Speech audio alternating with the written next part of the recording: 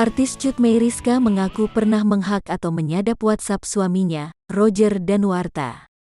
Apa yang ditemukan Cut Meyriska di handphone Roger Danuarta pun membuatnya syok. Bagaimana tidak, ada seorang artis perempuan pemain sinetron yang berani menggoda Roger Danuarta.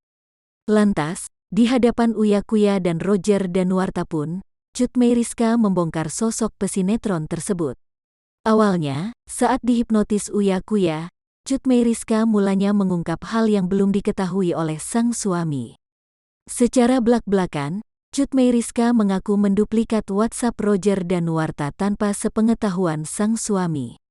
Akibatnya, semua chat yang masuk di handphone Roger Danuarta, Cut Meyriska mengakui semuanya.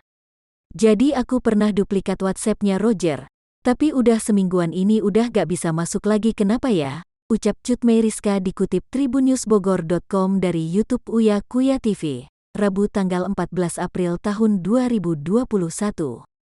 Aku duplikat, isi chatnya semua aku tahu, karena kalau aku bongkar HP dia suka ngomel, sambungnya.